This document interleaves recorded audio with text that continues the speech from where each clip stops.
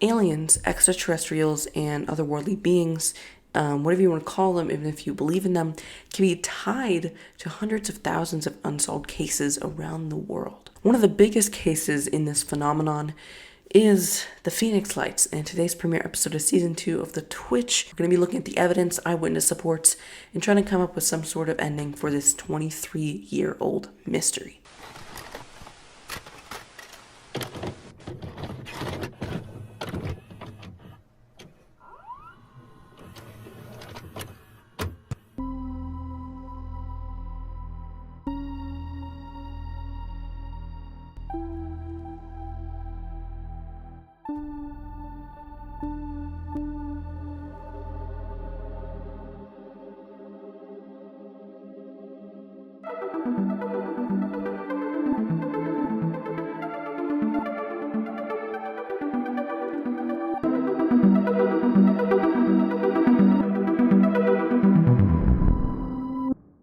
It's March 13th, 1997, and an array of eerie, glowing, symmetrical lights are arcing across the cool Arizona night sky. While thousands watch, wondering if this is the defining moment where human and extraterrestrial life come together as one united race. But after a few hours, they vanish. Thousands of people reported seeing them, and even more eyewitness reports were pouring into the police station, but still no one knows what really happened, and that's the scary part. Now on top, this case looks very simple, normal, and plain Jane, but starts to get really creepy when you realize that hundreds of different military officials gave completely different answers. It's around 9:50 p.m. in Henderson, Nevada. A man reported seeing a very large V-shaped object floating in the sky, making reportedly very big and loud wind noises, even though the sky was clear. This wasn't just a kite or a shadow. The man said that this was roughly the size of a Boeing 747. Now, let me remind you, the Boeing 747 is not a small plane and has a max capacity of holding 416 people, not to mention fuel tanks that grown men could walk up and down. So it was something. Couldn't have just been a trick of the light or a shadow. There was something in the sky that night. Next is a former police officer who reported seeing orange orbs flying in the sky above him in Paulson, Arizona at 10 o'clock. He watched as they flew above him, away from him, and over the horizon, heading north. North. We need to keep that in our minds. North is what ties the entire theory together.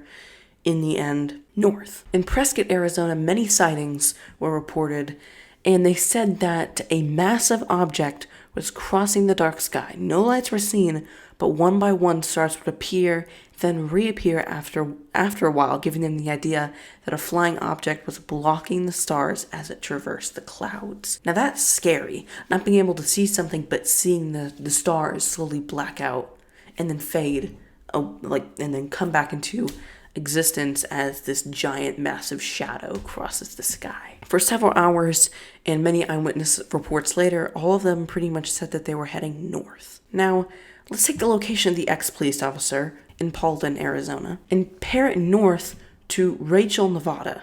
Now, you might be wondering, well, why Rachel? Well, this is the small town surrounding the infamous Area 51. Now, I know where you think I'm going with this, but you don't know where I'm going with this, and this is why you should keep watching, okay? This is... Okay, just listen. If we pinpoint each main sighting and factor in the eyewitness reports, what they said the bearing and direction was, we get this. There's a reason all those officials gave different answers, because they were as confused as everyone else.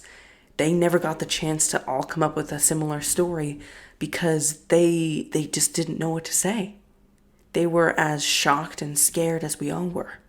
My theory? Well, back in 1977, engineers and scientists at Area 51, and then they shared the information afterwards, found a way to give the aliens or extraterrestrials a message. This message being in the form of a waypoint or a tracker. Where is this waypoint, you might say? Area 51. But chillingly, what they weren't expecting is that they were going to get an answer back. In fact, not just one answer, a whole galaxy full. Why were there different reports of triangles, massive ships crossing the sky, glowing orange orbs? That's because that's exactly what was there. They saw a multitude of entities, races, and different kinds of extraterrestrial life all going to one spot. So after all this time, there is a reason why we haven't been striding towards extraterrestrial contact here in 2020. Because we've already made contact. Looking at all the information in this case was really scary, and this is just give me chills when I connected the dots. All of this has kind of blew my mind. And of course, this is a theory, and if you have another theory, make sure to drop it in the comment section below. Make sure to subscribe to this channel. From what I'm aware, I'm going to be posting this on the Twitch channel, so subscribe here. And if I go ahead and post this on the Bery channel, also subscribe here because we are trying to reach 100 subscribers by the end of the year. Thank you guys for watching. Make sure to go follow me on Instagram and Twitter. I'll link that in the description along with my merch, which you can go shop. We've dropped some really cool designs. Thank you again for watching. I'm glad to be back with the Twitch. Hopefully you're excited too. Season 2 is going to be pretty awesome. I love you guys. Stay safe, and I'll see you in the next one. Peace.